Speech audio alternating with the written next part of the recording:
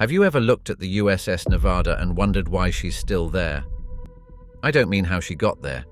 If you're watching this video, you probably already know that. But if you're unfamiliar, the Nevada was an American battleship that did something genuinely remarkable. She was the only American battleship to get underway during the attack on Pearl Harbor. She fought at D-Day. She fought at Iwo Jima and Okinawa. She was picked by the US Navy to be the target ship for the first atomic weapons test at Bikini Atoll, and she survived that too. Then they dropped a second atomic bomb on her. She survived that as well. She earned a nickname in the Navy. They called her Too Tough to Die. What I want to know is why the toughest battleship in American history is now sitting upside down 3 miles beneath the Pacific Ocean, in pieces, and not tied up alongside the Missouri at Pearl Harbor as a museum ship. Because here's the thing, she should have been saved. The men who served on her said so at the time. Historians have said so since. And yet, she wasn't.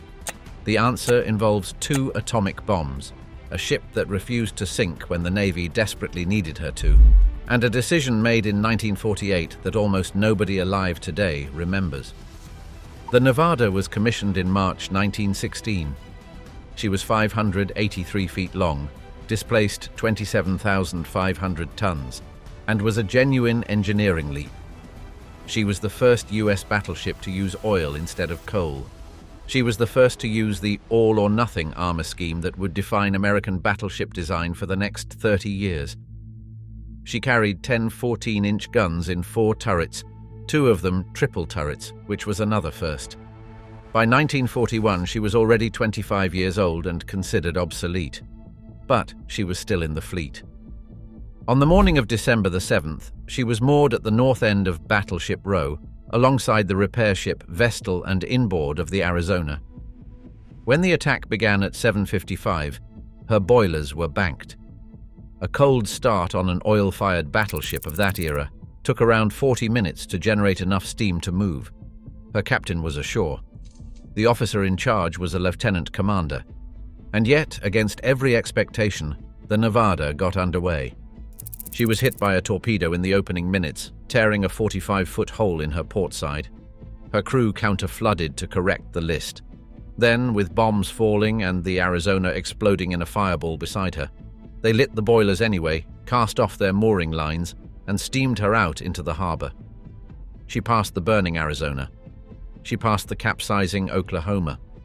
Japanese pilots in the second wave saw her moving and focused their attacks on her, hoping to sink her in the channel and block the entire harbor. She was hit by at least 6 more bombs. Her forecastle was on fire. Men were dying on her decks. Her captain, having raced back to the ship, realized that sinking in the channel would be a disaster.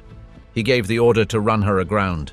The Nevada beached herself off Hospital Point, still under attack, still firing back. Of the 8 American battleships at Pearl Harbor that morning, she was the only one that moved under her own power. The Navy never forgot it. Now, this is the bit that got me. What they did with her afterwards. The Nevada was repaired at Puget Sound and returned to service by May 1943. She escorted convoys in the Atlantic. She supported landings in the Aleutian Islands. Then, on June the 6th, 1944, she sat off Utah Beach on D-Day and pounded German positions inland. She was the only battleship present at both Pearl Harbor and Normandy. Her 14-inch guns supported the invasion of southern France. In 1945, she was in the Pacific again, shelling Iwo Jima and Okinawa.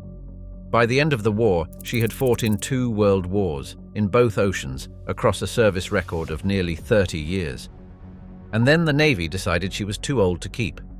In 1946, the Nevada was assigned to Operation Crossroads, the atomic weapons tests at Bikini Atoll.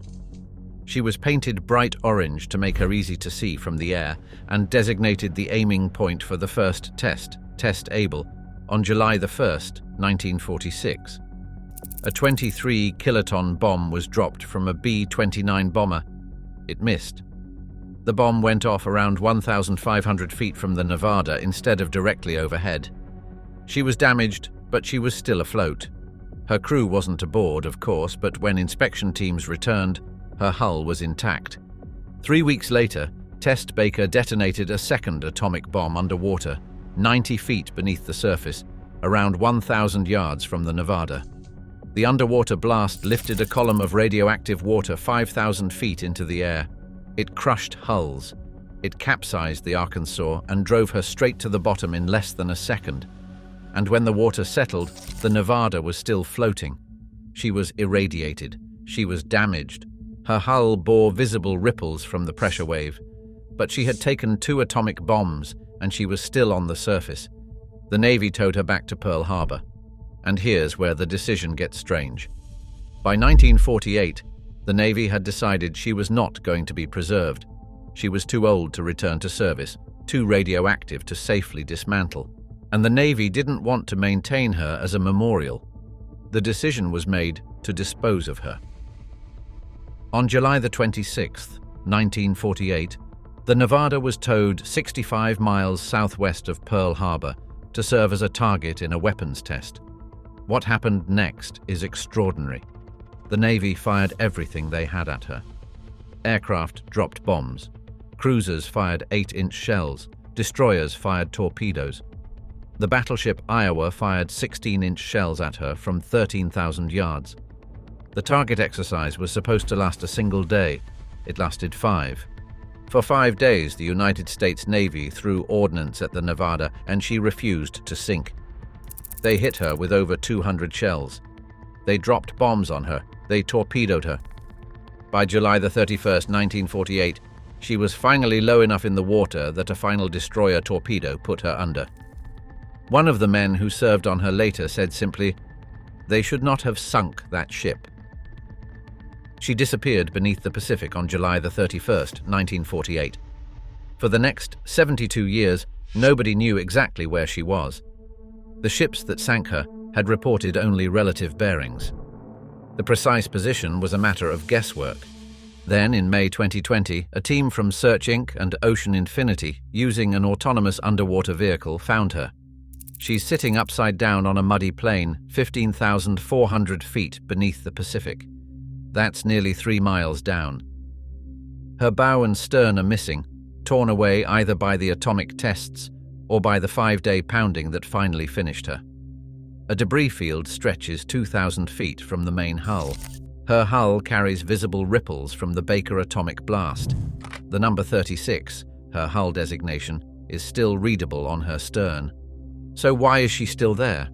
There are 3 reasons, and they all trace back to the same Navy decision in 1948. The first is the depth. 15,400 feet is beyond any practical salvage operation. She's nearly as deep as the Bismarck.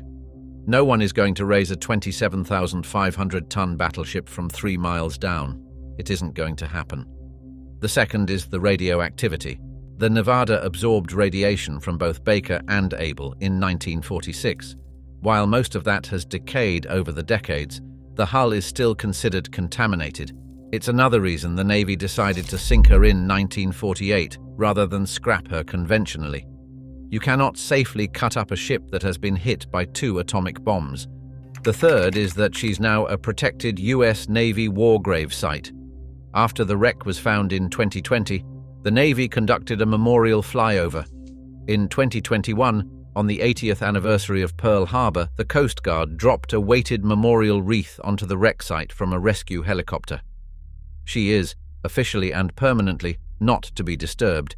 So the USS Nevada is where she is, because the Navy decided in 1948 that 2 atomic bombs and 32 years of service were enough, because she proved too tough to scrap, and because in the end it took 5 days of continuous bombardment to put her under. The only battleship to get underway at Pearl Harbor. The only battleship at both Pearl Harbor and D-Day. The ship that survived 2 atomic bombs. She's 3 miles down in the Pacific, upside down in the dark, and nobody is ever going to move her. Now, if you enjoyed this video and want to see more like it, please let me know in the comments, and I'll make more of these for more ships. Be sure to subscribe so you don't miss those, and I'll see you next time.